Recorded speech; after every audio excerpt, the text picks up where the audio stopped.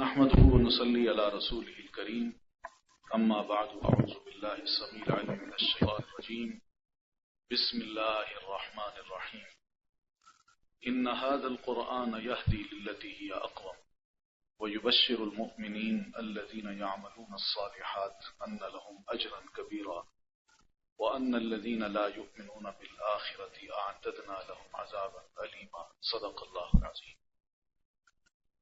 آج کا ہمارا موضوع گفتگو ہے رسول اکرم صلی اللہ علیہ وسلم کا مقام۔ مقام کا جو لفظ ہے اس سے مراد یہی ہے کہ دین آپ صلی اللہ علیہ وسلم کو کیا مقام دیتا ہے اور ہم بحیثیت مسلمان کے اللہ کے رسول صلی اللہ علیہ وسلم کو کیا مقام دینے کے پابند ہیں۔ ہم نے کلمہ پڑھا ہے آپ کا اور اس کا بھی اظہار کیا ہے کہ اشہد ان لا الہ الا اللہ واشہد ان محمد رسول اللہ، کہ میں اس بات کی گواہی دیتا ہوں کہ اللہ کے علاوہ کوئی معبود برحق نہیں، اور اس بات کی گواہی بھی دیتا ہوں کہ محمد صلی اللہ علیہ وسلم اللہ کے رسول ہیں۔ یہ دو لفظ ہیں، محمد رسول اللہ، یہ دو لفظ ہیں۔ ان دونوں لفظوں کو ہم ذرا پہلے سمجھ لیں۔ محمد صلی اللہ علیہ وسلم کی جو اپنی ذات ہے یہ ہے محمد، یہ دادا کا دیا ہوا نام ہے، امی کا دیا ہوا نام احمد ہے۔ بچپن سے ہی آپ کو محمد کہا جاتا ہے، اور جب آپ 40 سال کے ہو جاتے ہیں تو اس وقت آپ کو رسول اللہ بنایا جاتا ہے۔ یہ رسول اللہ الگ چیز ہے اور محمد الگ چیز ہے۔ محمد ایک شخصیت ہے اور رسول اللہ ایک ٹائٹل ہے۔ محمد صلی اللہ علیہ وسلم کی عمر کا 40واں سال ہے، اس سال میں آپ صلی اللہ علیہ وسلم کو جب رسالت کا تاج یا نبوت کا تاج پہنایا گیا تو یہ جو تاج پہنایا گیا ہے یہ وقتی تاج نہیں تھا، یہ کوئی وقتی عہدہ نہیں تھا، بلکہ یہ اللہ کی طرف سے آپ کو ایسا عہدہ دیا گیا جس میں قرآن پاک میں یہ فرمایا گیا کہ آپ کو ہم نے خاتم النبیین بنایا ہے۔ کیوں خاتم النبیین بنایا ہے؟ اس لیے کہ آپ خود فرمایا کرتے تھے میں اور قیامت اب یوں ہیں، یعنی اب میرے بعد قیامت ہی آئے گی، کوئی رسول نہیں آئے گا۔ اب رسولوں کا دور گزر گیا، نبیوں کا دور گزر گیا، اب میں رسول ہوں۔ اور یہ رسالت آپ کی زندگی تک نہیں تھی، بلکہ دنیا کا جو آخری دن ہے اس وقت تک ہے۔ کیوں اس وقت تک ہے؟ اس کی کیا دلیل ہے؟ آپ صلی اللہ علیہ وسلم میدان احد میں ہیں، آپ زخمی ہوتے ہیں، اور اسی میں دشمنوں کا جب آپ پر مل کے اٹیک ہوتا ہے تو صحابہ کرام آپ کو بچاتے ہیں، مگر اس اٹیک میں آپ صلی اللہ علیہ وسلم پر جب اپنا آپ دفاع کرتے ہیں تو ایک پیچھے گہرا کھڈ ہے، آپ اس میں گر جاتے ہیں، آپ پر یہاں تلوار بھی لگتی ہے، آپ نے خود یعنی لوہے کی ٹوپی پہنی ہوئی ہے، دشمن نے آپ پر وار کیا، لیکن وہ وار اس لوہے کو کاٹتا ہوا آپ کے گال پہ لگا، آپ زخمی ہوئے اور گر گئے۔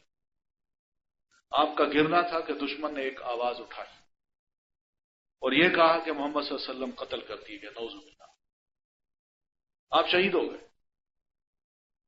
اور یہ آواز سننا تھی کہ مسلمانوں کی ہمت پست ہو گئی، میدان جنگ میں مسلمانوں کی ہمت پست ہو گئی، اور پستی کا یہ عالم تھا کہ کسی صحابی نے یہ کہا اب اللہ کے رسول شہید ہو گئے، اب لڑنے کا کیا فائدہ، چھوڑو لڑائی۔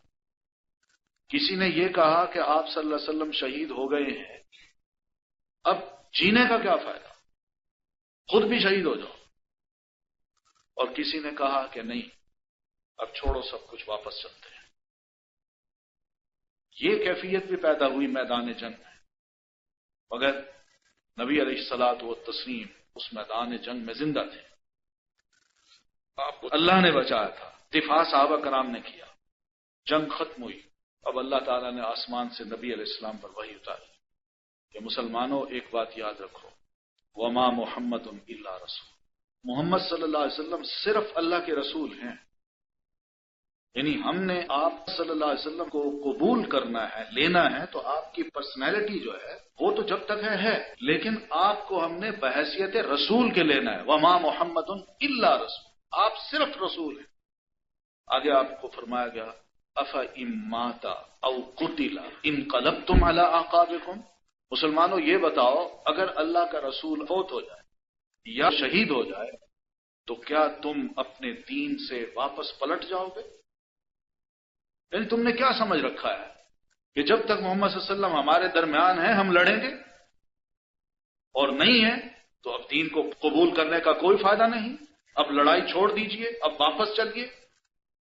بتاؤ کیا تم نبی علیہ الصلوۃ والتسلیم کی شہادت کے بعد اس دین کو چھوڑ دو گے؟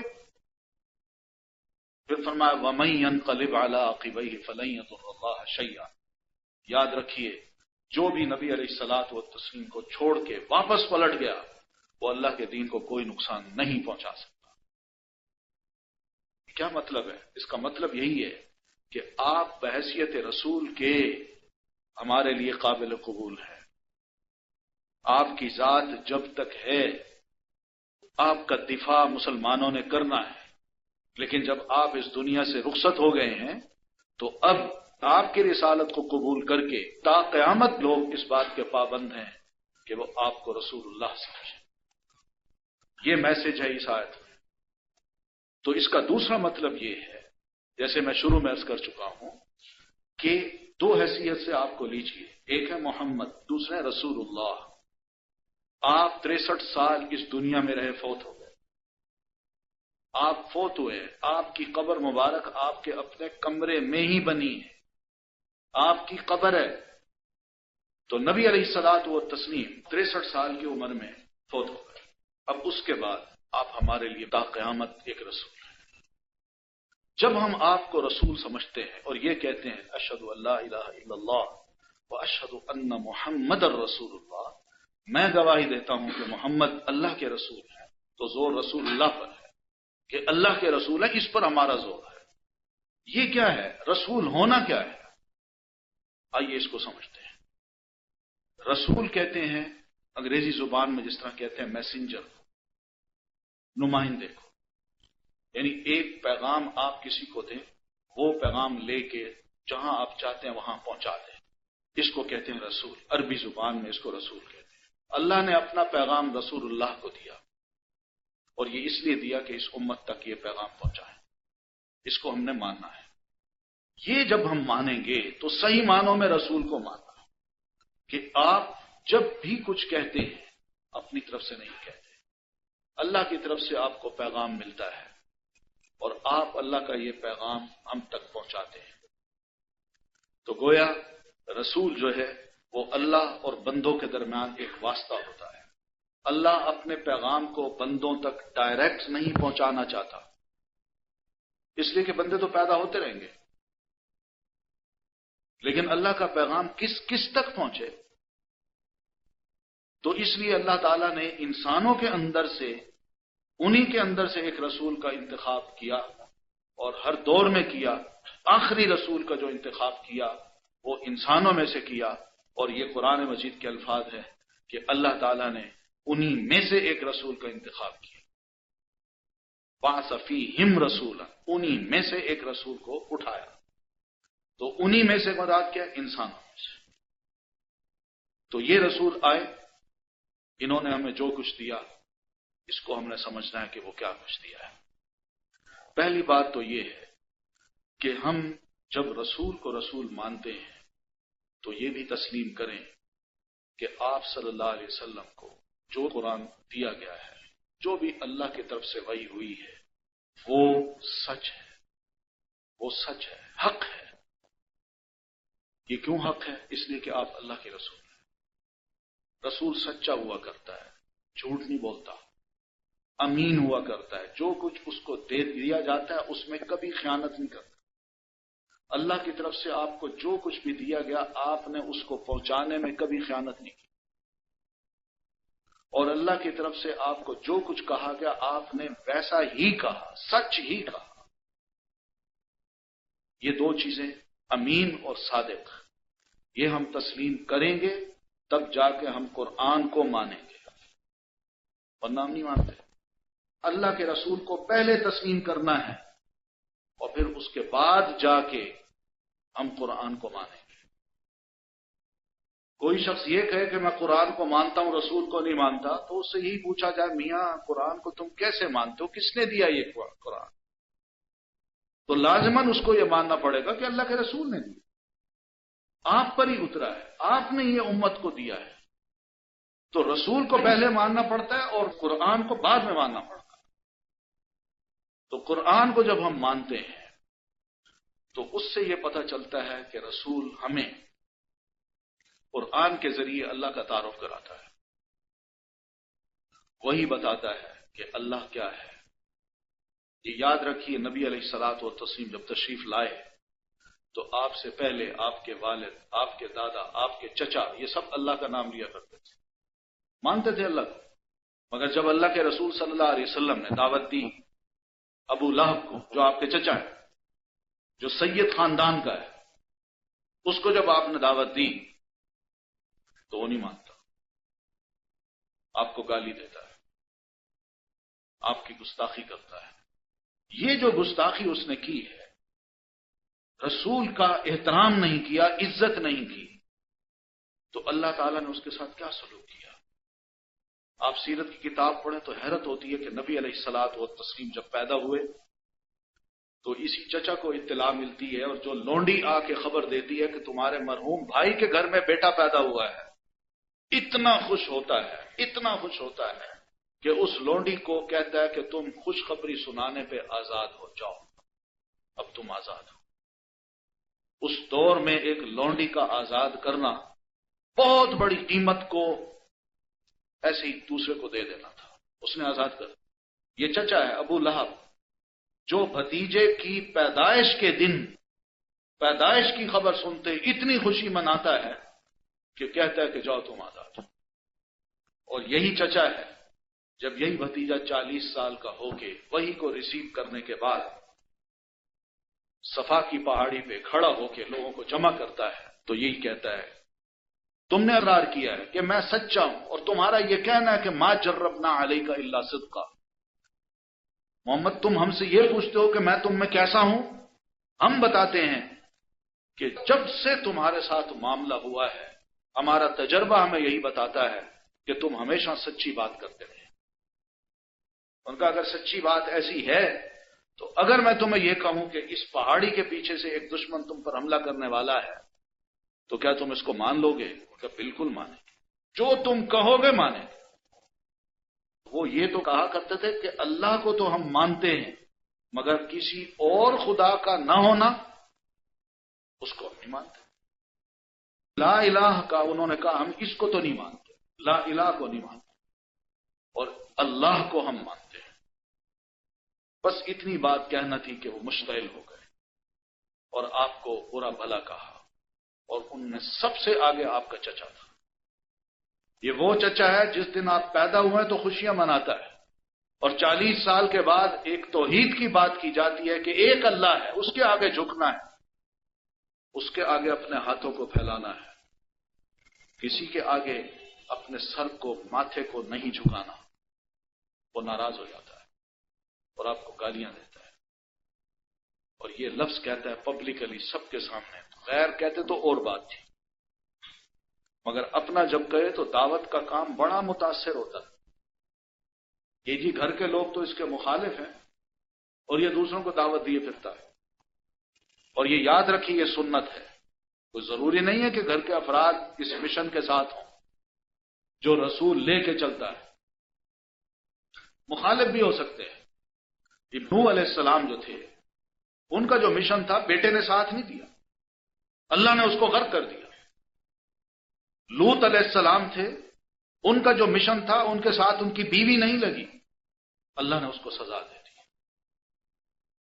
اسی طرح نبی علیہ الصلوۃ والتسلیم ہے، آپ نے اپنے مشن کو شروع کیا تو آپ کے ساتھ آپ کے 2 چچا نہیں لگے، ایک ابو لہب اور ایک ابو طالب۔ ابو لہب نے تو بڑا گستاخانہ معاملہ کیا اور آپ کی بڑی توہین کی، محمد تیرے دونوں ہاتھ ٹوٹ جائیں، تو نے ہمیں یہاں اس لیے جمع کیا ہے؟ بس اس کا یہ کہنا تھا، اللہ نے برداشت نہیں کی، اس کا فیصلہ اتار دیا کہ میں اس کے ساتھ اب کیا معاملہ کروں۔ آپ پڑھیے سورۃ تبت کو، اس میں یہ کہا تبت یدا ابی لہب وتب، ابو لہب کے دونوں ہاتھ ٹوٹ گئے، وتب، اور وہ برباد ہو گیا، ما اغنا عنہ مالہ وما کسب، اس کا نہ مال اس کو کام آ سکا اور جو اس نے کمایا وہ بھی اس کے کام نہیں آئے۔ یہ کمائی میں اس کی اولاد بھی تھی، کمائی میں اس کا پیسہ بھی تھا، وہ بھی کام نہ آ سکی۔ کس طرح کام نہ آئی؟ اس نے یہ جو گستاخانہ الفاظ کہے ہیں، تو وہ اولاد بھی باپ کے کہنے پہ نبی علیہ الصلوۃ والتسلیم کی مخالف، اور مخالفت یوں کی کہ آپ صلی اللہ علیہ وسلم نے ابھی دعویٰ نہیں کیا تھا کہ میں رسول ہوں۔ رسالت کے دعوے سے پہلے ہی آپ نے اپنی دو بیٹیوں ام کلثوم اور رقیہ کی شادیاں اپنے چچا کے دو بیٹوں سے کر دی تھی، عتبہ اور عتیبہ، ابو لہب کے دو بیٹے تھے۔ اس شخص کا خون کھولتا ہے کہ محمد صلی اللہ علیہ وسلم نے اتنا بڑا دعویٰ کر دیا اور کہتا ہے کہ اللہ کے علاوہ کوئی معبود نہیں، میرے لیے ناقابل برداشت ہے۔ اور پھر اس کے بعد اپنے بیٹوں کو کہتا ہے کہ تم میرے بیٹے نہیں ہو سکتے جب تک کہ جا کے محمد صلی اللہ علیہ وسلم کے منہ پہ یہ نہ کہو کہ رکھو اپنی بیٹیاں اپنے پاس۔ یہ اذیتیں ہیں جو رسول کو اپنے مشن میں برداشت کرنا پڑی۔ یہ تو ابتدا ہے، ابھی تو ابتدا ہے۔ اور ان دونوں نے جا کے نبی علیہ الصلوۃ والتسلیم کو منہ پہ کہا آپ اپنی بیٹی کو اپنے گھر رکھیے۔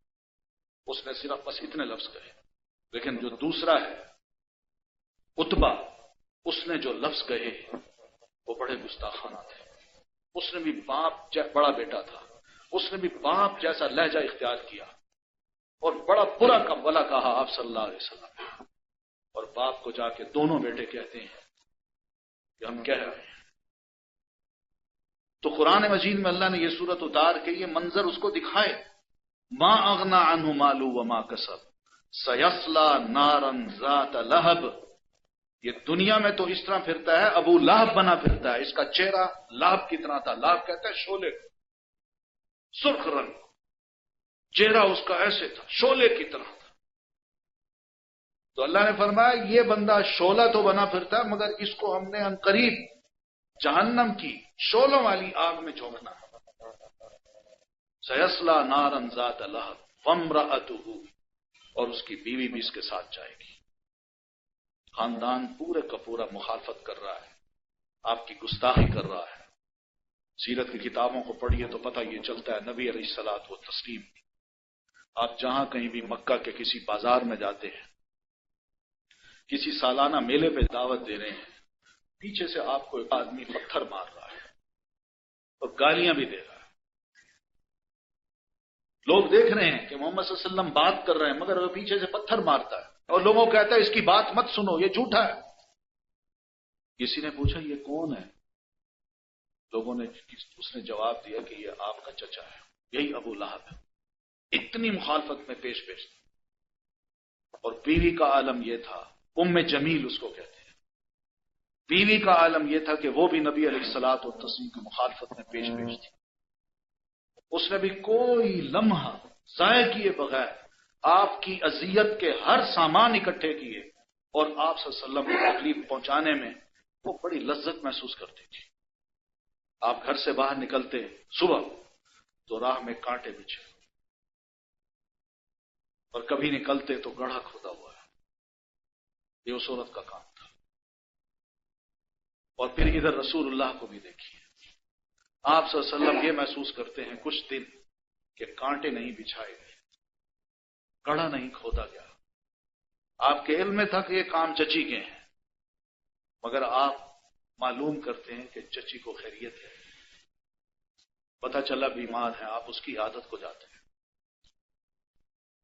وہ کانٹے بچھاتی ہے، تکلیف دیتی ہے، مگر پیارے رسول صلی اللہ علیہ وسلم اس کے گھر جاتے ہیں اور اس سے پوچھتے ہیں چچی جان خیریت سے ہیں آپ؟ ٹھیک ہے۔ رشتہ داری آپ نے نبھائی ہے، انہوں نے اپنی عداوت نبھائی ہے، مگر آپ نے رشتہ داری نبھائی۔ تو وامرأتہ حمالۃ الحطب، جو دور دور سے جنگلوں میں جا کے لکڑیوں کے گٹھے اٹھا کے لے آتی تھی، اور ان میں کانٹے ہوتے تھے جو آپ صلی اللہ علیہ وسلم کی راہ میں بچھا دیتی تھی۔ یہ ساری کی ساری فیملی نبی علیہ الصلوۃ والتسلیم کی توہین میں، آپ کو بے عزت کرنے میں، آپ کی مخالفت کرنے میں پیش تھی، اور آپ کا انکار کرتی تھی۔ بنیاد کیا تھی؟ کہ لا الہ الا اللہ اس نے کیوں کہا ہے؟ اب سوچنے کی بات یہ، وہ اللہ کو تو مانتا تھا، مگر اتنی مخالفت اس نے کیوں کی؟ آپ نے بھی تو اللہ کی دعوت دی ہے، تو اس نے مخالفت کیوں کی؟ یہاں بات سمجھنے کی ہے کہ وہ اس اللہ کو مانتا تھا جو اس نے آباء و اجداد سے سیکھا تھا، اور اس کو اللہ کی صحیح پہچان نہیں تھی، اور نبی علیہ الصلوۃ والتسلیم نے اس اللہ کا تعارف کرایا تھا جو وحدہ لا شریک تھا، جس کے آگے جھکا جاتا ہے، جس سے مانگا جاتا ہے، جو رازق ہے، جو نہ صرف رازق ہے بلکہ مالک ہے، ہمارا رب ہے، سب کا رب ہے۔ آپ صلی اللہ علیہ وسلم نے اس رب کا تعارف کرایا تھا، اس اللہ کا جس سے اس کو ناراضگی ہوئی، اور اہل مکہ آپ سے ناراض ہوئے۔ انہوں نے کہا نہیں، اس رب کو ہم نہیں مان سکتے جس کا تم تعارف کراتے ہو، ہم اس اللہ کو مانیں گے جس کو ہمارے آباء و اجداد نے مانا ہے، ہم اس اللہ کو مانیں گے، لیکن تمہارے اللہ کو ہم نہیں مانتے جو وحدہ لا شریک ہے۔ وہ کیسے ہے؟ یہ کیسے ممکن ہے کہ یہ ساری دنیا وہ اکیلا چلائے؟ اس کو کچھ مددگار چاہیے، اور یہی مددگار ہمارے خدا ہیں جو ہم نے خانہ کعبہ میں رکھے ہوئے ہیں 360 کے قریب۔ یہ فلاں چیز کو دور کرتا ہے، یہ فلاں چیز عطا کرتا ہے، یہ فلاں مصیبت کو دور کرتا ہے، یہ ہماری مشکل کو حل کرتا ہے، یہ رزق دیتا ہے، یہ داتا ہے، یہ فلاں ہے، یہ فلاں۔ نبی علیہ الصلوۃ والتسلیم نے جب یہ بات کی لا الہ الا اللہ کی، تو ان کو پسند نہیں آئی۔ تو اللہ کو بھی اگر ماننا ہے ہم نے، تو وہ رسول کے ذریعے ہی مانیں گے، اپنی طرف سے ہم نہیں پہچان سکتے اللہ کو، یہ یاد رکھیے، بالکل نہیں پہچان سکتے۔ اگر اپنی طرف سے ہم پہچانیں گے گمراہ ہو جائیں گے۔ آج ہم مسلمانوں میں، خاص طور پر پاکستان میں، کچھ لوگ ایسے ہیں جو اللہ تعالیٰ کو بڑے عجیب و غریب طریقے سے متعارف کراتے ہیں۔ وہ اس طرح نہیں مانتے جس طرح قرآن پاک میں اللہ تعالیٰ کو کہا۔ اور پھر یہ لوگ اگر اللہ کو مانتے بھی ہوں اور ساتھ دوسرا شرک بھی کرتے ہوں، تو کیا یہ واقعی اللہ کی نظر میں نیک ہیں؟ ان کی نیکیاں اللہ قبول کرے گا؟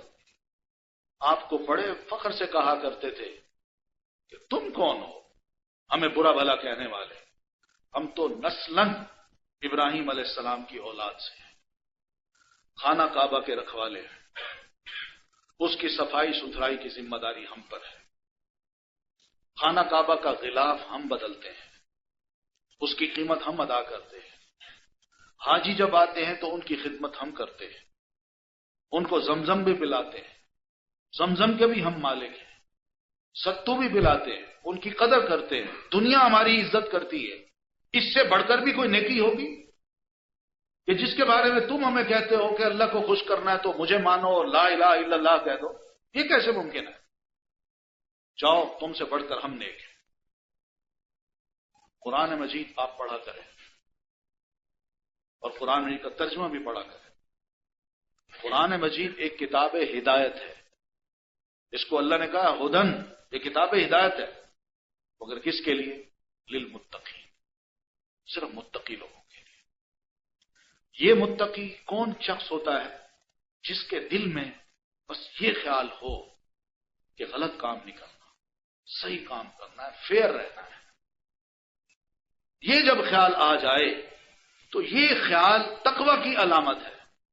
ایسے لوگ جب قرآن کو پڑھیں گے تو قرآن ان کے اس خیال کو نہ صرف پروموٹ کرے گا بلکہ یہ کہے گا کہ تم بالکل صحیح ہو، اور اللہ یہی چاہتا ہے۔ اور پھر اس کے بعد یہ بندہ اپنے اندر اگلی جو صفات ہے متقین کی وہ اپنے اندر پیدا کر لے گا۔ وہ کیا ہیں؟ الذین یقیمون الصلاۃ، نماز قائم کرتے ہیں، ویؤتون الزکاۃ، اور زکوٰۃ ادا کرتے ہیں، ویؤمنون بالغیب، اور غیب پر ایمان رکھتے ہیں، ومما رزقناہم ینفقون، اور جو کچھ ہم نے ان کو دیا ہے اس کو اللہ کی راہ میں خرچ کرتے ہیں. یہ متقی لوگ. تو کتاب ہدایت ہے. اس کتاب کو ہم پڑھیں تو پتہ چلتا ہے کہ کیوں یہ فرق رکھا اللہ نے کہ ان مشرکین کی جو کہتے تھے ہم بھی اللہ کو مانتے ہیں اور ان کی دعائیں ہیں. قرآن کو پڑھے تو حیرت ہوتی ہے. میدان بدر کے لیے نکلے ہیں, خانہ کعبہ آئے ہیں. ابو جہل نکلنے سے پہلے خانہ کعبہ آ کے خانہ کعبہ کے غلاف کو پکڑ کے اس کے دروازے سے چمٹ کے یہ دعائیں کی انہوں نے کہ اللہم, یہ قرآن کریم کے الفاظ ہیں جو اللہ نے ان کی اس دعا کو کوٹ کیا ہے. وہ کہتے ہیں اللہم ان کان ھذا ھو الحق من عندک فامطر علینا حجارۃ من السماء او ائتنا بعذاب الیم. اللہ اگر یہ قرآن تیری طرف سے ہے تو ہم نہیں مانتے, اور اگر یہ رسول تیری طرف سے تو بھی ہم نہیں مانتے. لیکن اتنا ضرور تمہیں عرض کریں گے کہ اگر ہم غلط ہیں تو آسمان سے ہم پر پتھروں کی بارش برسا دے یا ہمیں دردناک قسم کے عذاب میں مبتلا کر دے. یہ انہوں نے دعا مانگی. اللہم کے لفظ کہتے تھے, مانتے تھے وہ اللہ کو, اور ساتھ یہ بھی مان تھا کہ ہم بڑے نیک عمل کرتے ہیں. اب قرآن مجید دیکھیے وہ کیا کہتا ہے. سورہ محمد ہے, آپ کے نام سے ایک سورت ہے, سورت محمد. اس کی پہلی آیت میں اللہ تعالیٰ نے فرمایا الذین کفروا وصدوا عن سبیل اللہ اضل اعمالهم. جن لوگوں نے کفر کیا ہے, رسول کو نہیں مانا, کتاب کو نہیں مانا, اس کے پیغام کو نہیں مانا, یہ وہ کافر لوگ ہیں. الذین کفروا, جنہوں نے کفر کیا ہے, وصدوا عن سبیل اللہ, اور اللہ کی راہ کی طرف آنے سے دوسروں کو بھی روکا ہے, گمراہ کیا ان کو, غلط پروپیگنڈا کیا ہے. اضل اعمالهم, اللہ ان کے سارے عمل برباد کر چکا. کوئی نیکی نہیں ہے اللہ کے ہاں. ان کے رجسٹر میں سب گناہ ہی گناہ ہو گئے ہیں, اس لیے کہ کفر کی وجہ سے کوئی نیکی اللہ پسند نہیں کرتا. دنیا میں تو اس کا ریوارڈ مل جائے گا, مگر کل رب کے ہاں اس کا کوئی ریوارڈ نہیں ہے. یہ یاد رکھیے, بعض اوقات ہم بڑے نرم دل ہو جاتے ہیں. ہم کہتے ہیں یہ عیسائی, یہودی, یہ مغربی لوگ, ویسٹرن لوگ بڑے اچھے لوگ ہیں, بڑے فیئر ہیں, بڑا بہترین معاملہ کرتے ہیں, انصاف کرتے ہیں, یہ سب کچھ کرتے ہیں, بڑے اچھے لوگ ہیں, سچ کہتے ہیں, اور ہم جھوٹ بولتے ہیں. تو کیا یہ دوزخ میں جائیں گے اور ہم جنت میں جائیں گے؟ یا وہ بھی یہی کہتے ہیں کیا ہم دوزخ میں جائیں گے اور تم جنت میں جاؤ گے؟ اس موقع پہ ہم کنفیوز ہو جاتے ہیں. یاد رکھیے قرآن مجید کی آیت اس کا جواب ہے جس میں یہ کہا گیا کہ کفر سب سے بڑا گناہ ہے, اور کفر میں سب سے بڑا کفر جو ہے محمد صلی اللہ علیہ وسلم کی رسالت کا انکار ہے. یہ سب سے بڑا کفر ہے. اور اس رسالت کا جو انکار ہے وہ بھی اس طرح کہ آپ خاتم الرسل ہیں, خاتم النبیین ہیں, آپ آخری نبی ہیں, آپ کے بعد کوئی نبی نہیں ہے. اس کا بھی کوئی اگر انکار کرتا ہے تو یہ بھی بہت بڑا کفر ہے. اس کفر کی وجہ سے کوئی نیکی رب کے ہاں نہیں لکھی جاتی. اور یہ لوگ پھر کیا کرتے ہیں, اپنی طرف دعوت دیتے ہیں اور لوگوں کو دین کی طرف آنے سے روکتے ہیں. اس وجہ سے اللہ فرماتے ہیں اضل اعمالهم, اللہ نے ان کا ایک ایک عمل برباد کر دیا, اس کی کوئی ویلیو نہیں. دنیا میں شاید ان کو لوگ کہیں کہ بڑے ہاسپٹل بنائے ہیں, بڑی لائبریریاں بنا دی ہیں, کالجز بنا دیے ہیں, ملینز میں انہوں نے بہت کچھ دے دیا ہے عوام کے لیے, پبلک کے لیے, اسکول بنائے ہیں, ادارے بنائے ہیں, ہاسپٹل بنائے ہیں, بڑی خدمت کی ہے. اور دنیا بھر میں پہنچ جاتے ہیں, جہاں کوئی تکلیف ہو, کہاں کوئی انسانوں کو مصیبت پہنچے, پہنچ جاتے ہیں, بڑی خدمت کرتے ہیں. یہ سب خدمت جو ہے اس کا ریوارڈ اس دنیا میں ملے گا. یہ ہمارا ایمان ہونا چاہیے, مگر آخرت میں کفر کی وجہ سے کوئی ریوارڈ نہیں. یاد رکھیے, اپنے ایمان پہ فخر کیجیے کہ اللہ کا شکر ہے کہ اللہ نے ہمیں مومن بنایا, مسلمان بنایا. سچی بات ہے, بہت بڑی نعمت ہے اس دنیا میں یہ دین, یہ نعمت, یہ ایمان. جائیے دنیا میں دیکھیے لوگوں کو وہ کیا کر رہے ہیں, کس طرح بھٹک رہے ہیں, گمراہ ہیں. یقین نہیں ہے کہ جو ہم بلیو رکھتے ہیں کیا واقعی وہ سچا ہے. کیا واقعی وہ درست ہے جس پر ہم چل رہے ہیں؟ ان کو خود شک ہے، عیسائیوں کو شک ہے، یہودیوں کو شک ہے، بدھسٹ کو شک ہے، ہندوؤں کو شک ہے، مانتے ہیں وہ، مگر آباء و اجداد کی طرف سے جو مذہب ملا ہے اس کو وہ چھوڑنے کو تیار ہے۔ وجدنا علیہ آباءنا، ہم اس لیے اس کو فالو کرتے ہیں، اس لیے کہ ہمارے آباء و اجداد اسی پر ہی چلتے تھے۔ یہ اللہ کا بڑا شکر ہے کہ ہم در در کے آگے جھکتے نہیں ہیں، اپنی اس ماتھے کی، پیشانی کی بڑی قیمت رکھوائی ہے، اور وہ قیمت یہی ہے کہ یہ صرف اللہ کے آگے جھکے گی، کسی اور کے آگے نہیں جھکے گی۔ اگر اللہ کے آگے جھکے تو اس کی بڑی قیمت ہے، اور اگر اللہ کے آگے نہ جھکے، کسی اور کے آگے جھک جائے تو یہ مچھر کے پر کے برابر بھی اس کی قیمت ہے۔ حدیث میں آتا ہے، آپ صلی اللہ علیہ وسلم فرماتے ہیں کہ بنو اسرائیل کے دو مسلمان کسی بستی سے گزرے، اور اس بستی میں ایک بت تھا جس کے مجاور بیٹھے ہوئے تھے۔ وہ اپنی بستی سے کسی کو بھی نہیں گزرنے دیتے تھے جب تک کہ اس سے یہ نہ کہتے کہ تم اس بت کے نام کوئی چڑھاوا چڑھاؤ۔ وہ جب دونوں گزرے تو مجاوروں نے ان کو پکڑ لیا اور ایک کو کہا کہ تمہاری جان تب چھوٹے گی جب تم اس بت کے نام چڑھاوا چڑھاؤ گے۔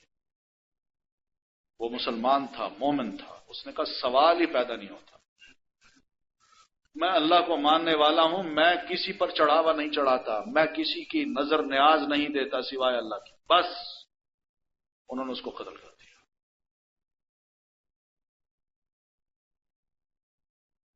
دوسرے کو کہا تم بھی چڑھاوا چڑھاؤ۔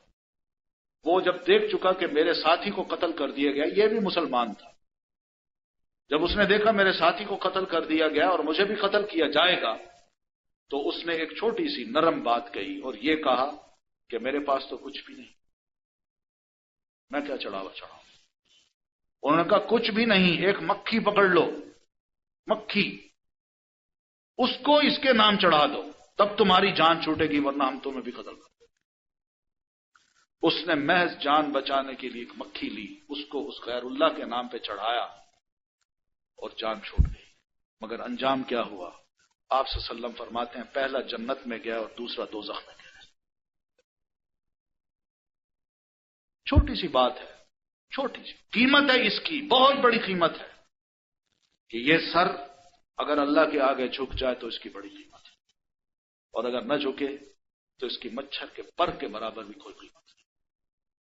اس لیے اللہ ویلیو انہی کو دیتا ہے جو مومن ہے، چاہے وہ نابینا ہے، چاہے وہ لولے ہیں، لنگڑے ہیں، کالے ہیں، حبشی ہیں، عورتیں ہیں، ان کا معاشرے میں کوئی مقام نہیں، مگر ان کا مقام اللہ کی نظر میں اس وجہ سے ہے کہ وہ ایمان کو قبول کر چکے اور رسول کی رسالت کو قبول کر چکے، اللہ کے سوا کسی اور کے آگے نہیں جھکتے۔ مقام ہے، بہت بڑا مقام ہے جو اللہ نے ہمیں دیا ہے۔ عبداللہ ابن ام مکتوم رضی اللہ عنہ نابینا ہے، نابینا صحابی ہے۔ آپ صلی اللہ علیہ وسلم جب باہر جاتے تو ان کو مکہ کا انچارج بناتے تھے، یہ امامت کراتے تھے۔ نیک ہے، بڑا درد ہے اسلام کا، مؤذن بھی ہیں، اذان بھی دیتے ہیں، دل میں درد بھی ہے، تکلیف بھی ہے کہ نابینا ہوں، کما سکتا کچھ، پیسے ہوتے میں بھی اللہ کی راہ میں خرچ کرتا، مگر نہیں ہے، جو وسعت ہے اس کے مطابق کر رہے ہیں۔ جہاد سے مسلمان جب واپس آئے تو قرآن میں اللہ نے آیتیں اتاری کہ جو لوگ گئے ہیں جہاد کے لیے اور انہوں نے جہاد کیا ہے، اللہ کی راہ میں تکلیفیں اٹھائی ہیں، وہ ان جیسے لوگوں کی طرح نہیں ہے جو گھر میں بیٹھے رہے۔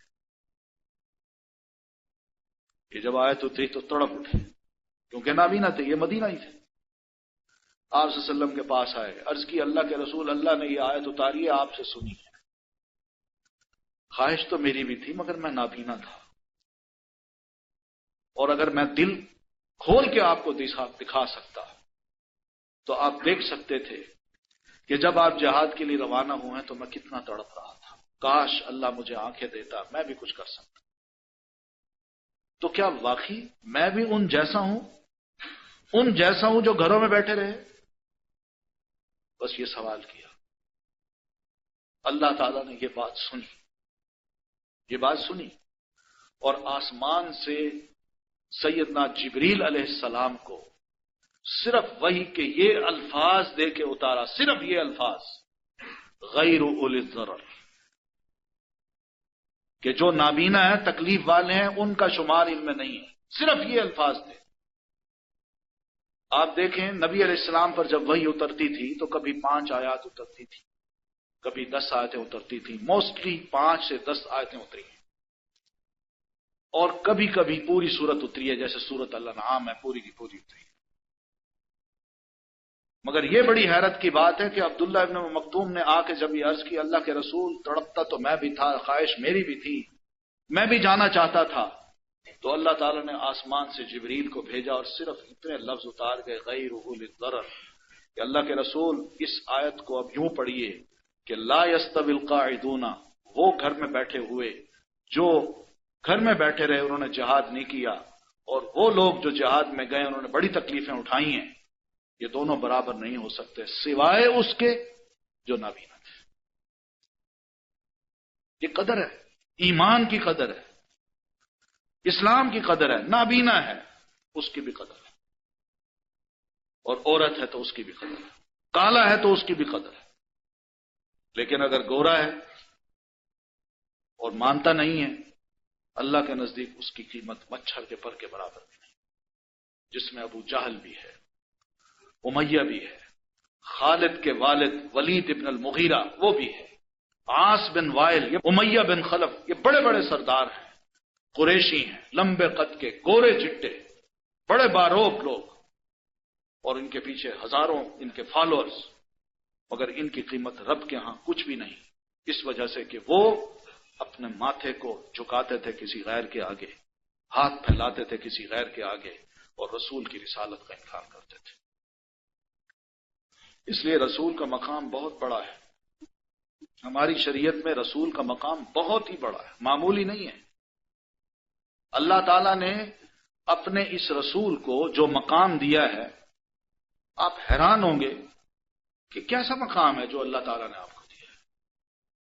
کسی نبی کو یہ مقام نصیب نہیں ہوا، کسی نبی کو. آپ کو رسالت دی، قیامت تک کے لیے دی. کسی نبی کو ایسی رسالت یا نبوت نہیں دی. آپ کو کتاب دی تو قیامت تک کے لیے دی. کسی نبی کو کوئی کتاب ایسی نہیں دی گئی جو قیامت تک کے لیے. آپ کو جو میسج دیا وہ قیامت تک کے لیے دیا. عمر رضی اللہ تعالیٰ عنہ کے ہاتھ میں ایک ورقہ ہے، نبی علیہ الصلوۃ والتسلیم کا چہرہ بدلتا گیا اور سخت سرخ غصے میں. تو سیدنا ابو بکر سیدنا عمر سے کہا، عمر کیا تم اللہ کے رسول کے چہرے کی طرف نہیں دیکھتے؟ انہوں نے ورقے کو چھوڑا، جب دیکھا تو واقعی اللہ کے رسول بڑے سخت ناراض تھے. عرض کی، اللہ کے رسول رضیت باللہ ربا وبالاسلام دینا وبمحمد النبیہ، میں تو اللہ کے رب ہونے پر راضی ہوں اور اسلام کے دین ہونے پر راضی ہوں اور محمد صلی اللہ علیہ وسلم کے نبی ہونے پر راضی ہوں. یہ ناراضگی کیسی؟ آپ نے فرمایا کتاب مع کتاب اللہ، اللہ نے جو مجھے کتاب دے رکھی ہے اس کے علاوہ تمہیں کسی کتاب کو پڑھنے کی ضرورت ہے؟ اور وہ تورات کے ورقے پڑھ رہے تھے. آپ نے فرمایا عمر سنو، میں قسم اٹھا کے کہتا ہوں، لو کان موسیٰ حیا لما وسعہ الا اتباعی، آج موسیٰ علیہ السلام بھی اگر زندہ ہوتے تو ان کی نجات کا دار و مدار بھی اسی پر تھا کہ وہ مجھے فالو کرتے. یہ مقام آپ نے بتایا، اپنا مقام بتایا کہ میرے ہوتے ہوئے بھی اگر کوئی رسول آ جائے تو اس کی نجات نہیں ہو سکتی جب تک کہ وہ مجھے فالو نہ کرے. اور ایک اور مقام پہ آپ نے فرمایا کہ میرے بعد اگر عیسیٰ علیہ السلام آسمان سے اتر بھی آئے اور تم مجھے چھوڑ دو اور عیسیٰ علیہ السلام کو فالو کرنے لگ جاؤ تو لَظَلَلْتُمْ عَنْ سَوَاءِ السَّبِيلِ، تم سیدھی راہ سے بھٹک جاؤ گے. یہ آپ نے فرمایا. عیسیٰ علیہ السلام آئیں گے، آسمان سے نازل ہوں گے، یہ ہمارا ایمان ہے، عقیدہ ہے کہ وہ نازل ہوں گے، اور جب وہ نازل ہوں گے تو انہوں نے نبی علیہ الصلوۃ والتسلیم کو فالو کرنا ہے. انہوں نے انجیل کی بات نہیں کرنی، قرآن کی بات کرنی اور سنت رسول کی بات کرنی۔ یعنی یہ سوال ذہن میں نہ آئے کہ وہ تو ہو گئے رسول، پھر فالو کس کو کریں گے؟ نہیں، فالو آپ کو کریں گے۔ وہ بالکل اس طرح جیسے پنجاب کا گورنر یا پنجاب کا وزیر اعلیٰ سندھ میں چلا جائے، وزیر اعلیٰ تو ہوگا، پروٹوکول اس کو وزیر اعلیٰ کا ملے گا، مگر وہاں سندھ میں رہتے ہوئے وہ سندھ کے قانون کو فالو کریں۔ بے نہیں اسی طرح عیسیٰ علیہ السلام جب آئیں گے تو مسلمان ان کو پروٹوکول وہی دیں گے کہ اللہ کے رسول ہیں، مگر وہ رسول فالو رسول اللہ صلی اللہ علیہ وسلم کو کریں گے، اور وہ بھی مسلمانوں کو کہیں گے کہ اللہ کے رسول کو فالو کرو۔ کتنا بڑا مقام ہے، کتنا بڑا مقام ہے اللہ کے رسول صلی اللہ علیہ وسلم کا۔ کیا اس رسول کی توہین کا کوئی سوچ سکتا ہے؟ توہین اگر کی ہے تو اللہ نے آسمان سے سورت اتاری، تبت یدا ابی لہب وتب، اور آپ کے خاندان کے آدمی کو ذلیل اور رسوا کر دیا ہمیشہ کے لیے، اور بتا دیا مسلمانوں کو کہ یاد رکھو قیمت ایمان کی ہے جو اللہ کے رسول پر رکھے گا، قیمت رشتہ داری کی نہیں اور خون کی نہیں ہے۔ ابو طالب کو لیجئے، ابو طالب نے نبی علیہ الصلوۃ والتسلیم کی بڑی خدمت کی، بڑا ساتھ دیا، بڑا ساتھ دیا، اور یہ ساتھ اس حد تک رہا کہ سوشل بائیکاٹ آپ کا ہوا ہے تو ابو طالب نے اس کو بھی برداشت کیا، اور 3 سال تک وہ بھی بھوکا پیاسا الگ رکھا گیا، اور وہ نبی علیہ السلام کے ساتھ رہا، مگر آپ کو چھوڑا نہیں۔ اور ایک وقت ایسا بھی آیا جب آ کے تھریٹ کیا کہ باز رکھو اپنے اس بھتیجے کو ورنہ ہم تمہیں بھی اپنا دشمن سمجھیں گے، اور وہ مروب ہو کے اپنے بھتیجے سے بات کرتا ہے کہ محمد اب بس کر، کمزور ہو گیا، برداشت نہیں کر سکتا، یہ دھمکیاں دیتے ہیں کہیں مجھے بھی نقصان نہ پہنچائے، تمہیں تو پہنچانے کا سوچتے ہیں، مجھے بھی اب نہ پہنچائے۔ آپ نے فرمایا چچا اگر واقعی آپ سمجھتے ہیں کہ آپ کے لیے مجھے برداشت کرنا مشکل ہو گیا ہے تو میں آپ کو خدا حافظ کہتا ہوں، ٹھیک ہے، میرا اللہ حافظ ہے، میں خدا حافظ کہتا ہوں۔ بھتیجے کی یہ بات سن کے پھر اس کا دل بسیجا ہے، اور اس نے کہا بیٹا کرو جو چاہو کرو، اللہ کی قسم میرے ہوتے ہوئے ان مکی لوگوں میں کوئی شخص یہ جرت نہیں کر سکتا کہ تم پر ہاتھ اٹھائے۔ اس کا جب آخری وقت آیا، آخری وقت، تو سیدنا علی رضی اللہ تعالیٰ عنہ نے آ کے اطلاع دی کہ اللہ کے رسول میرے والد کا آخری وقت ہے، آپ چلیے نصیحت کیجئے، ہو سکتا ہے کہ وہ کلمہ پڑھ لیں۔ نبی علیہ الصلوۃ والتسلیم اٹھے، اپنے چچا کے پاس گئے۔ جو منظر تھا وہ یہ تھا کہ وہ چارپائی پہ لیٹا ہوا ہے، اور اس کے سامنے اس طرف ابو جہل کھڑا ہے، اور دوسری طرف ایک اور لیڈر ہے امیہ، یہ دونوں کھڑے ہیں۔ انہوں نے یہ بھی دیکھا کہ آپ صلی اللہ علیہ وسلم تشریف لا رہے ہیں، اور سمجھ بھی گئے کہ یہ اس لیے آ رہا ہے کہ اپنے چچا کو اب دعوت دے گا،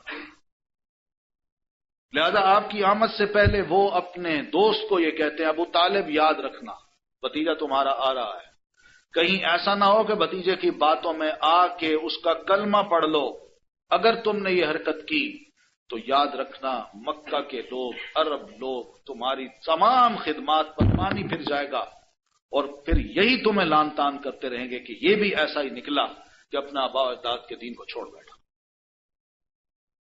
آپ صلی اللہ علیہ وسلم داخل ہوتے ہیں، ان کی پرواہ نہیں کرتے، سیدھے چچا سے بات کرتے ہیں، چچا جان کلمہ پڑھ لیجیے، کہیے لا الہ الا اللہ محمد الرسول اللہ، کہہ دیجیے، اتنا کہہ دیجیے، میرے کان سن لیں، میں کم از کم اپنے رب کو یہ تو کہہ سکوں کل کہ اللہ ٹھیک ہے میرے چچا نے میری مخالفت کی تھی، مگر آخری اس کے الفاظ ہی لا الہ الا اللہ کے تھے، اس کو معاف کر۔ یہ درد تھا آپ کے دل میں اس بوڑھے چچا کے بارے میں جس چچا نے آپ کی بڑی خدمت کی، مگر اس چچا کے آخری الفاظ یہی تھے کہ بیٹا میں اپنے آباء و اجداد کے دین کو نہیں چھوڑ سکتا۔ صحابہ کرام کو بھی، سیدنا علی رضی اللہ تعالیٰ عنہ کو بھی ایسا ایمان دیا تھا اللہ نے کہ انہوں نے اپنے والد پر نبی علیہ الصلوۃ والتسلیم کو ترجیح دی، کس بنیاد پہ؟ ایمان کی بنیاد پہ۔ اگر رسول اللہ کی بجائے اپنے والد کو وہ ترجیح دیتے تو حدیث کے مطابق جیسے اللہ کے رسول فرماتے ہیں لا یؤمن احدکم حتی اکون احب الیہ من والدہ وولدہ والناس اجمعین، کوئی شخص مومن نہیں ہو سکتا جب تک کہ میں اس کو اس کی اپنی ذات، اس کی اولاد، اس کی بیوی، اس کے بچے اور تمام لوگوں سے زیادہ محبوب نہ ہو۔ جو دین دیتا ہے، دین کا یہ تقاضا ہے ہم مسلمانوں سے کہ رسول اللہ صلی اللہ علیہ وسلم کو معمولی مت سمجھیے، بہت بڑی نعمت ہے اس مسلمان کے لیے۔ اللہ تعالیٰ نے قرآن میں فرمایا لقد من اللہ نے بہت بڑا احسان کیا ہے اہل ایمان پر، بہت بڑا احسان۔ یہ معمولی بات نہیں ہے آپ کی آمد، آج اس کی قدر نہیں ہے ہم مسلمانوں میں۔ ہم مسلمان صرف رسول کو لیتے ہیں اس معنی میں کہ آپ سے ہمیں محبت ہے، عشق ہے، مگر اس کو نہیں دیکھتے کہ اللہ کے رسول صلی اللہ علیہ وسلم جو کہتے ہیں جب تک اس کو نہیں مانیں گے، یقین مانیے صحیح محبت آپ کے بارے میں پیدا نہیں ہو سکتی، بالکل نہیں آ سکتی۔ یہ محبت اور یہ عقیدت کنٹرول کرتی ہے اس کو اطاعت۔ آپ کی جب ہم اطاعت کریں گے تو محبت کنٹرول میں رہے گی، لیکن آپ کی اطاعت کو اگر چھوڑ دیں تو محبت کنٹرول میں نہیں رہتی، پھر بات کہیں سے کہیں چلی جاتی ہے، اور جب یہ بات چلتی ہے تو کہاں سے کہاں پہنچ جاتی ہے۔ مثال کے طور پر عیسیٰ علیہ السلام کو عیسائیوں نے بڑی محبت دی، اور اس محبت میں وہ کنٹرول نہیں کر سکے، وہ حدوں کو پھلانگ گئے، اور اس طرح پھلانگے کہ حضرت عیسیٰ علیہ السلام کو بجائے رسول اللہ ماننے کے یہ کہہ بیٹھے کہ آپ ابن اللہ ہیں، آپ اللہ کے بیٹے ہیں۔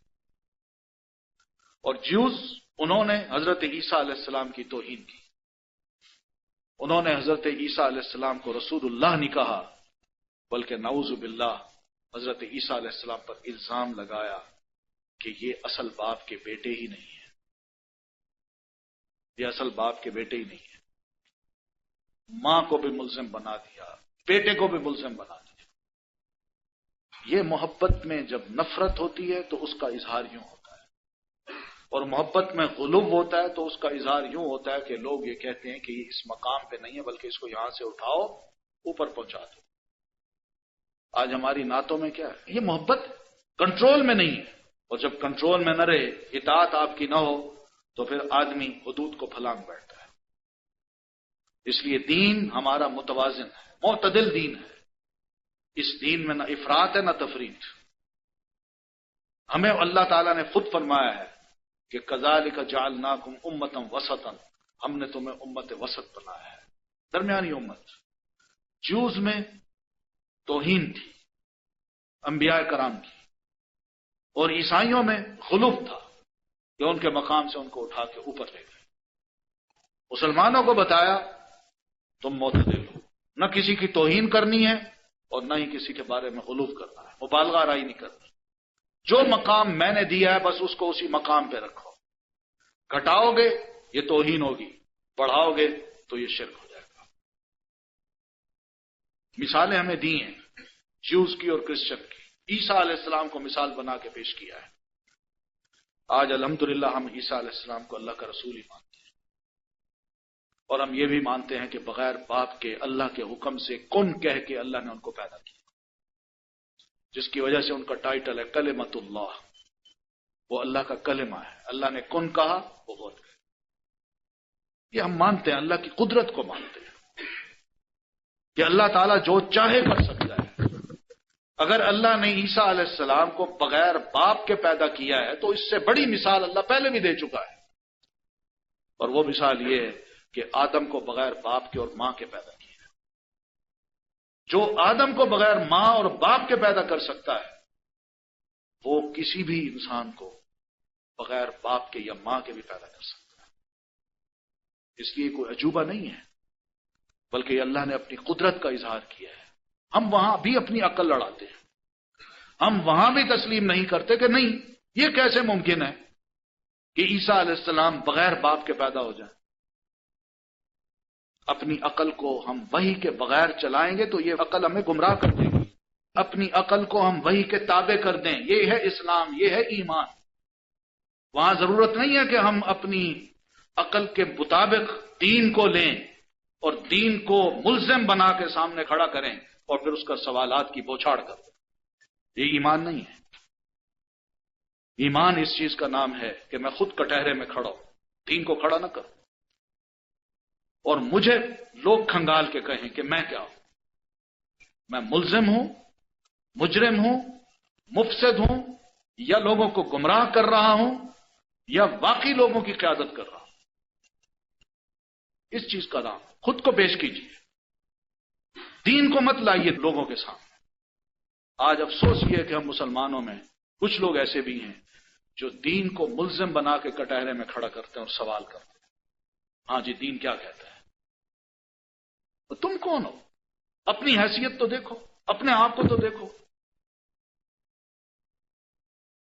نبی علیہ الصلوۃ والتسلیم اس اعتبار سے بھی بہت بڑا مقام رکھتے ہیں، بہت بڑا مقام، کہ آپ صلی اللہ علیہ وسلم کو جب ہم رسول تسلیم کرتے ہیں تو رسول کے جتنے بھی ٹائٹلز ہیں، جتنے بھی ٹائٹلز رسول کے جو قرآن نے بیان کیے ہیں، ہم ان کو بھی مانیں. یہ نہیں ہو سکتا کہ ہم صرف رسول تو مان لیں مگر قرآن جہاں آپ کے بارے میں یہ کہتا ہے کہ اللہ کے رسول آپ کا فرض ہے کہ آپ پر ہم قرآن اتارتے ہیں تو آپ ہی قرآن کی ایک ایک بات کو کھول کھول کے لوگوں کے سامنے بیان کریں. آپ کا فرض ہے کہ اس قرآن کی تعلیم لوگوں کو دیں، اور آپ نے تعلیم دی. اس تعلیم کو ہم سمجھیں، آپ کو معلم سمجھیں، کسی اور کو معلم مت سمجھیں. آپ نے جس طرح قرآن کو سمجھایا اس لیے سمجھایا، آپ پر اترا ہے، آپ کا حق بنتا ہے کہ آپ اس کو واضح کریں. آپ کو ایک طرف کر کے کون جرت کرتا ہے یا کون اپنا یہ حق لینا چاہتا ہے کہ میں ہی اب قرآن کی تفسیر کروں؟ کس نے اس کو یہ حق دیا ہے؟ یعنی میں اس کو تو نہ مانوں جس پر قرآن اترا اس کی تفسیر نہ مانوں، اور جس پر نہیں اترا وہ خود بڑا مفسر بن بیٹھے اور کہے جی میں جو کہتا ہوں وہ صحیح ہے، رسول کو ایک طرف کر دو. تو کیا تم رسول کی جگہ لینا چاہتے ہو؟ تم کون ہوتے ہو؟ الف بے سے واقف نہیں، عربی زبان آتی نہیں، ترجمہ اس کا تم صحیح نہیں کرتے، اپنی عقل سے معنی لے آتے ہو، اور ایمان تمہارا یہ ہے کہ تم ہر چیز کو ایمان کے نام پہ قربان کرتے ہو کہ بس ایمان ہی کافی ہے، باقی تم جو چاہو کرو. یہ کیسا ایمان ہے؟ ایمان گھٹتا ہے اور بڑھتا ہے. یہ نیک عمل ہے، ان الذین آمنوا وعملوا الصالحات، بار بار قرآن نے یہ کہا ہے. ایمان کے ساتھ عمل صالح کی ضرورت ہے، تب جا کے ایمان قائم رہتا ہے اور آگے بھی بڑھتا ہے. ہم کس چیز کی دعوت دے رہے ہیں لوگوں؟ کیا رسول کی یہ تعلیمات اس دور کی تھی؟ جب ہم نے رسول کو یہ سمجھایا کہ وہ قیامت تک کے لیے رسول ہیں تو آپ کی تعلیمات بھی قیامت تک کے لیے ہیں. میں بھی اس کا پابند ہوں، آپ بھی پابند ہیں. میں یہ نہیں کہہ سکتا کہ آج کے دور میں ان چیزوں پر عمل نہیں ہو سکتا. کیوں نہیں ہو سکتا؟ جاہلیت کے دور کو دیکھیں تو اس میں یہی کام تھے، مکسنگ بھی تھی، لباس بھی تھوڑے سے تھے، مختصر، حتیٰ کہ خانہ کعبہ میں عریاں ہو کے طواف کیا کرتی تھی. وہ ایڈوانس تھے مور. مردوں کے ساتھ بھی اٹھتے بیٹھتے تھے، شرابیں بھی وہ پیتے تھے، جوئے بھی وہ کھیلتے تھے، بے حیائی بھی ان میں عام تھی. کون سی چیز ہے جو آج نہیں ہے؟ کون سا دور ہے یہ؟ یہ سب جاہلیت کی باتیں ہیں، جو پہلے تھیں وہ آج بھی ہیں. اسی وجہ سے اسلام جو ہے اور آپ کی تعلیمات جو ہیں وہ ہر زمانے میں اس قابل ہیں کہ ان کو ایک انسان جس کی فطرت درست ہے وہ اس کو قبول کرتا ہے. اس لیے اس اسلام کی دعوت کو اور آپ کے پیغام کو ہمیشہ کے لیے مسلمانوں کو کہا گیا کہ قبول کرنا ہے. یہ کوئی نہ وقتی ہے نہ علاقائی ہے. آپ کی دعوت، آپ کی رسالت آپ صرف عربوں کے لیے نہیں تھے، ہمارے لیے بھی ہے. آپ صرف اہل مکہ کے لیے رسول بن کے نہیں آئے، تمام انسانوں کے لیے بن کے آئے. آپ صرف اس وقت کے لیے نہیں آئے جب آپ زندہ تھے، بلکہ قیامت تک کے لیے رسول ہیں.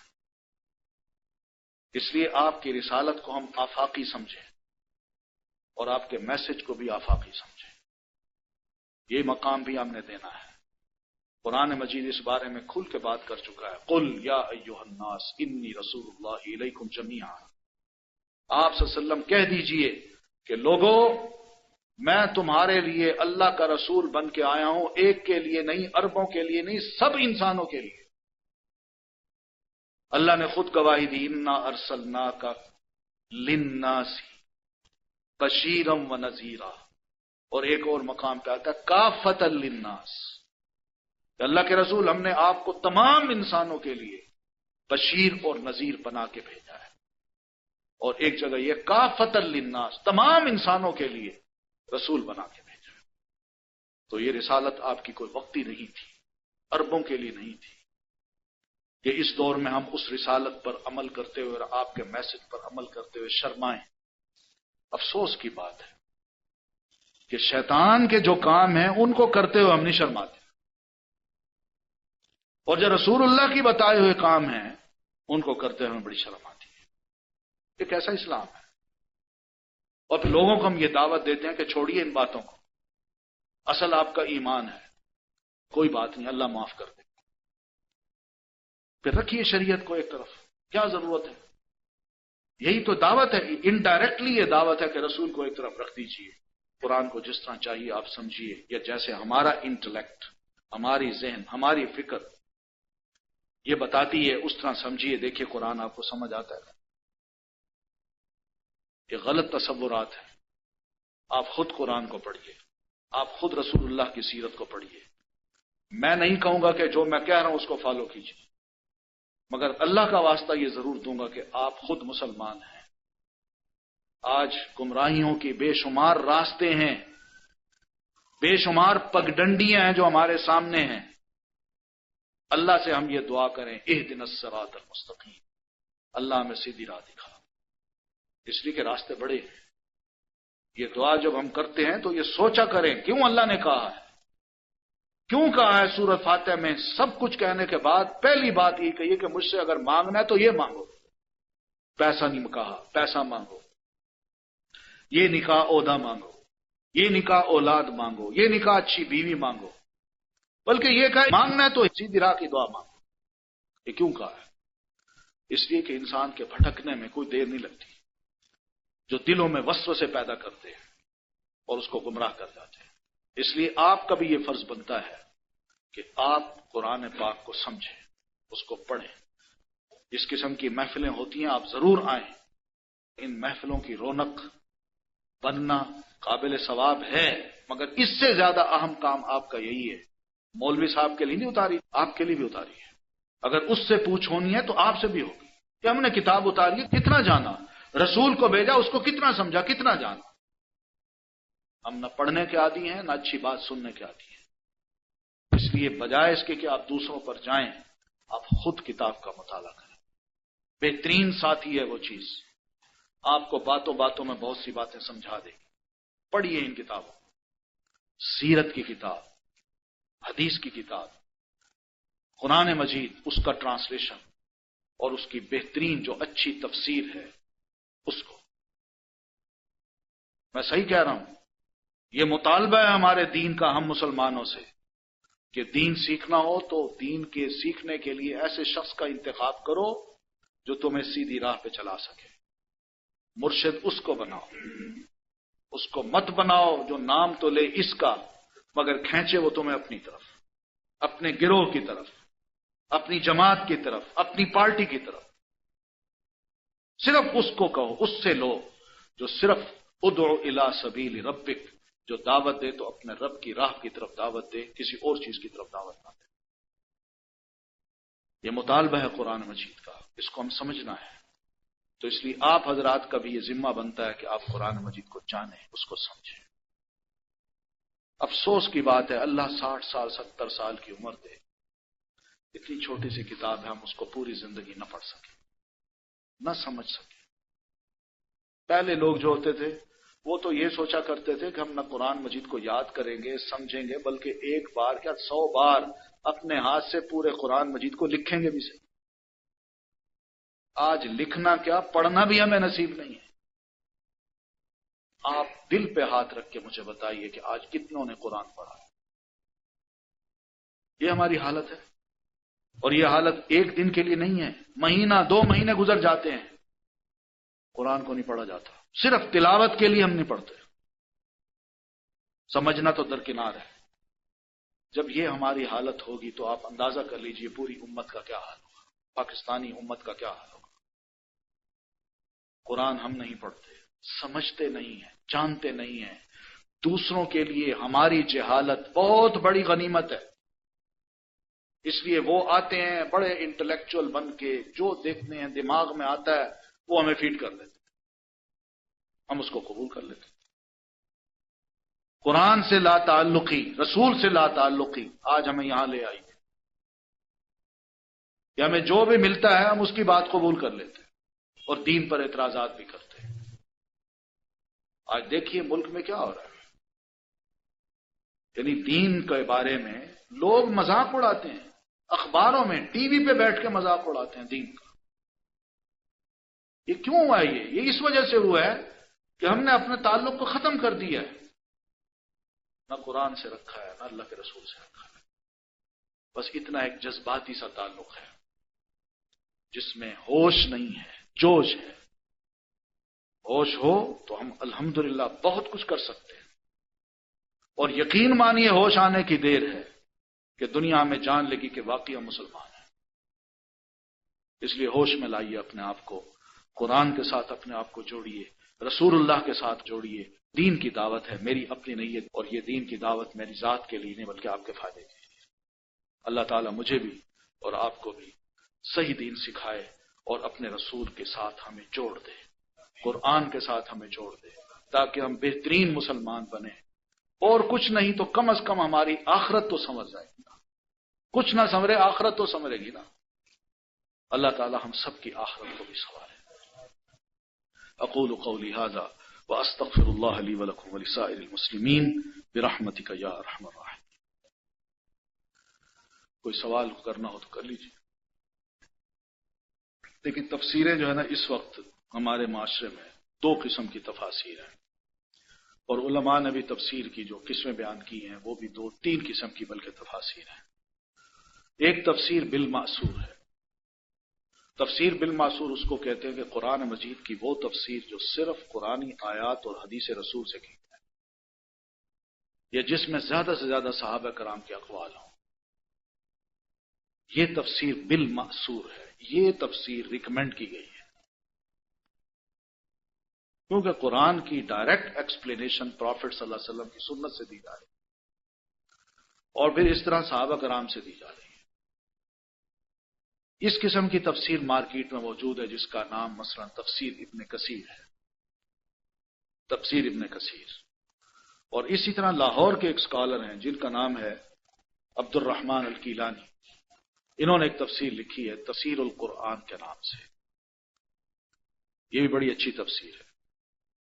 پھر اسی طرح آج کے دور میں بھی کچھ تفاسیر اور آ گئی، مثلا سعودی عرب نے ایک اردو میں قرآن مجید شائع کی ہے جو اس کے مارجن میں نیچے تفسیر لکھی ہے، یہ تفسیر بھی تفسیر بالمأثور ہے، یہ تفسیر ہم لے سکتے ہیں، اس کو پڑھ سکتے ہیں۔ پھر دوسری تفسیر ہے تفسیر بالرائے۔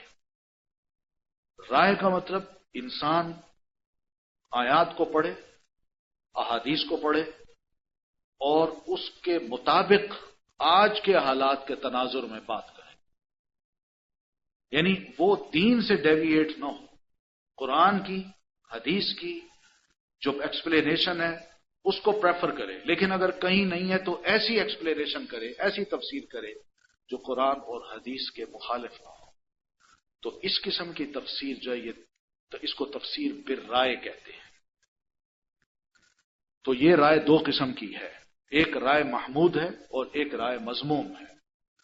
وہ رائے جو قرآن اور سنت کے عین مطابق ہے اس کو کہا گیا یہ تفسیر بالرائے محمود ہے، یعنی یہ بڑی اچھی تفسیر ہے جو عین قرآن کی مطالب کو کھول کے واضح کرتی ہے، اور اللہ رسول دین کے بارے میں کوئی گمراہانہ خیال ہمارے دماغ میں نہیں ڈالتی۔ ایسی تفسیر بھی اچھی ہے۔ لیکن ایک تفسیر ہے تفسیر بالرائے المذموم، یعنی ایسی رائے دی جائے جو نہ قرآن نے کہی ہو نہ حدیث نے کہی ہو، نہ صحابہ نے، بلکہ انسان کے دماغ کو الٹی طرف لے جائے اور دین کے جو اہم مسائل ہیں ان سے باغی کر دے۔ یہ تفسیر بالرائے المذموم ہے۔ ایسی تفاسیر بھی ہمارے ہاں موجود ہیں، ان سے بچنا چاہیے۔ پھر ایک تیسری قسم کی تفسیر ہوا جس کو تفسیر اشاری کہتے ہیں۔ اس کو تفسیر اشاری کہہ دیجئے یا تفسیر باطنی کہہ دیجئے۔ باطنی اگر کہیں گے تو یہ اہل تشیع حضرات کی ہے، اور تفسیر اشاری جو یہ صوفی حضرات کی ہے۔ تفسیر باطنی اور اشاری کا مطلب یہ ہے کہ قرآن مجید کا ایک ظاہر ہوتا ہے، جو آپ پڑھیں گے وہ بظاہر آپ کو جو پتہ چلے گا، ایک وہ ہے، اور ایک ہے اس کے اندر باطن میں، اس کے پیٹ میں، وہ کیا ہے وہ آپ نہیں جان سکتے۔ اس کو کون بتائے گا؟ جو باطن کی تفسیر جانتے ہیں۔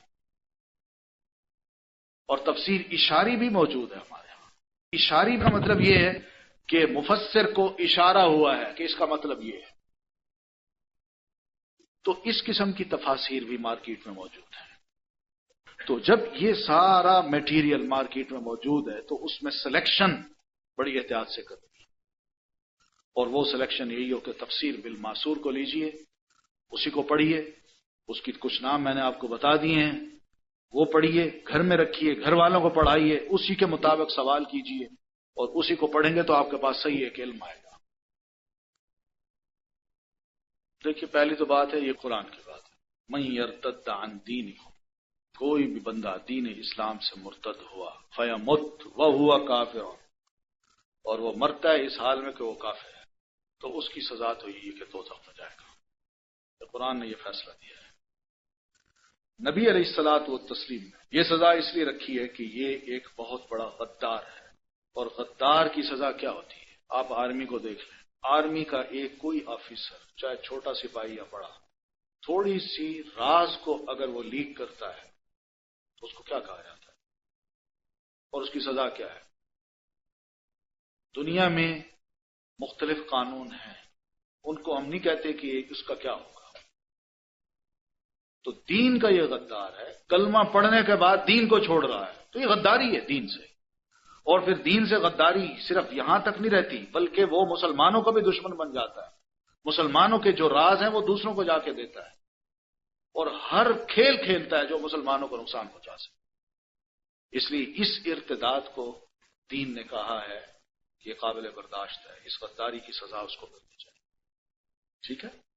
باقی رہے وہ لوگ کہ ان کا اگر بندہ کوئی مسلمان ہوتا ہے اور وہ یہ کہتے ہیں کہ جو مسلمان ہوا تو تمہاری ساتھ کریں، ہم نے ان کو منع کیا وہ کریں، ہم نے تو منع نہیں کیا، لیکن ہمارے دین کو برا بھلا نہ کہیں۔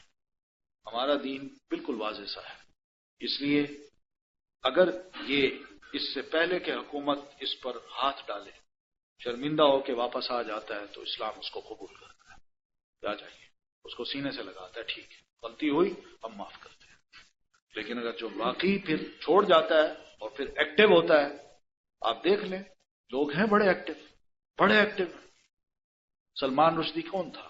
مسلمان تھا نا، اس نے جو باتیں لکھی ہیں، اب بتائیے کہ کیا اس کے اس ارتداد کو ہم برداشت کر سکتے ہیں جس میں محمد صلی اللہ علیہ وسلم کا مذاق اڑایا اس نے، پھر اس کے بعد آپ کی ازواج مطہرات کا مذاق اڑایا؟ یہ ہے ارتداد کا نتیجہ کہ دین کا مذاق اڑاؤ، دوسروں کو مواد پیش کرو، دوسروں کو موقع دو، میں مسلمان تھا میں چھوڑ بیٹھا ہوں، تم بھی یہی کام کرو، اور ان چیزوں کو لوگ ہوا دیتے ہیں۔ تو اس سے بڑا نقصان ہوتا ہے، دین کو نقصان پہنچتا ہے، موقع ملتا ہے لوگوں کو کہ اسلام کا مذاق اڑائیں۔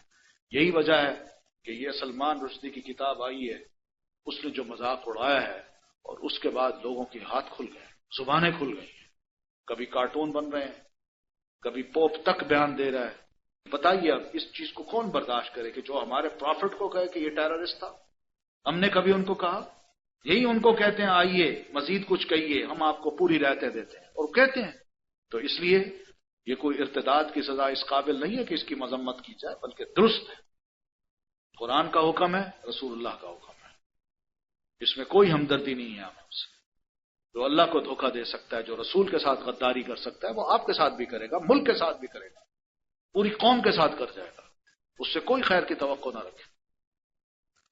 ٹھیک ہے جی، پھر انشاءاللہ باقی باتیں آپ سے انشاءاللہ زندگی رہی تو پھر ملاقات پہ ہوں گی۔ آپ سے میں اجازت چاہتا ہوں۔ السلام علیکم ورحمۃ اللہ وبرکاتہ۔